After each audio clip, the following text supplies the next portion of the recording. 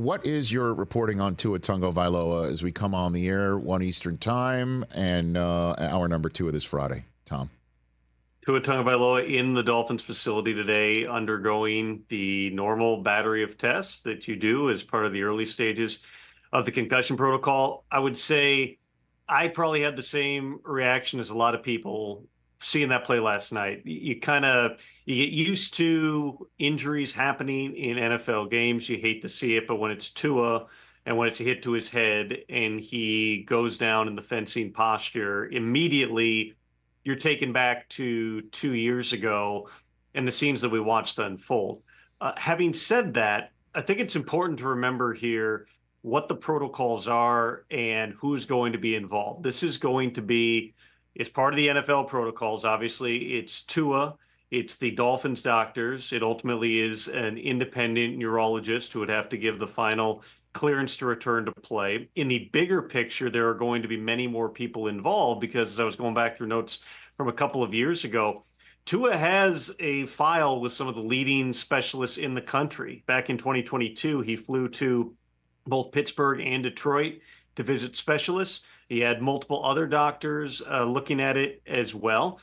Had he not been told that he was, in essence, at the same risk level as everybody else for further concussion, outcome on his life, he would not have come back and been playing football again. And so I know that everyone has an opinion, but it's not going to be us in the media. It's not going to be the fans. It's not going to be Twitter doctors. It's not going to be former players trying to go viral with a tweet about how a guy should retire. I saw Antonio Pierce, the Raiders coach, said it earlier today that he would advise Tua to retire here. But this is very personal when it comes to the decisions. There's a protocol, and honestly, Tua probably will eventually pass the NFL protocol here. The question is going to be based on the totality of information. How do they proceed with Tua? What does he want to do? What does his family want to do here?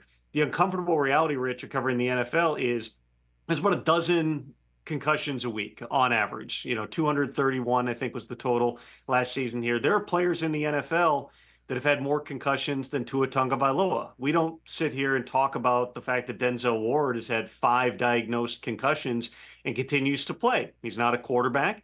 And unlike Tua, he didn't have 2 of the scariest looking concussions both occur on national TV. For people who don't know, the fencing posture, the arms being up in the air, that's a relatively common type of concussion symptom. It is really difficult to see. And you saw it in Cincinnati when he hit the back of his head. You saw it again last night when he lowers his head into Damar Hamlin after picking up a first down in that game. We're very, very early in this process. Again, I understand the leap that people want to make of should he or shouldn't he retire. There's so many people who know way more than any of us about this who are going to be advising Tua. It's about the health of his brain. Concussion is a brain injury. Anyone involved is going to take that seriously, and certainly the Dolphins are going to take that seriously, an organization that less than 2 months ago gave Tua around $167 million in injury guarantees. That's certainly not something you would anticipate an organization would do if they believed the next blow to Tua's head would be career ending. But this is all going to come down to what the doctors advise and ultimately what Tua is comfortable with moving forward. But he is in the building today. He's back in the building today. He is back in the building today.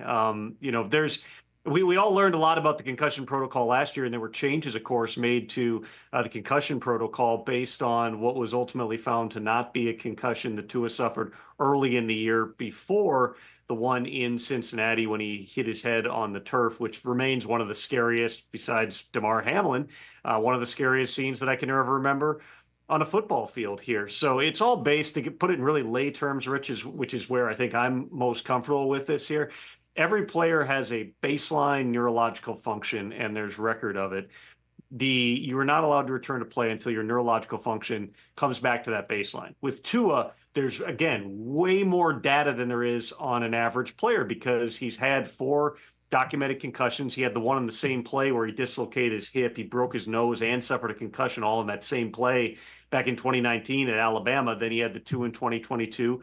He had another one now. That's a year and a half that he went without this happening here. But again, he's gone through these procedures because it's his brain and he's going to have to make decisions that are best for him. Let's also remember, Rich, back in 2022, there were a lot of the same people who were saying Tua should never play again. He should never be allowed on the field. The NFL should never allow him to walk on the field. Tua made the decision with his family, with his representation, with the doctors, that he felt comfortable getting back onto the field. That's not to say that he will or should make the same decision this time around, but the NFL is not in the business of saying players can't step foot on the field if they've been medically cleared. These are decisions that come down to the organization and the individual, and that's going to be the same case with Tua, albeit under a way bigger spotlight. Catch the Rich Eisen Show every single day on the Roku channel, 12 to 3 Eastern, for free.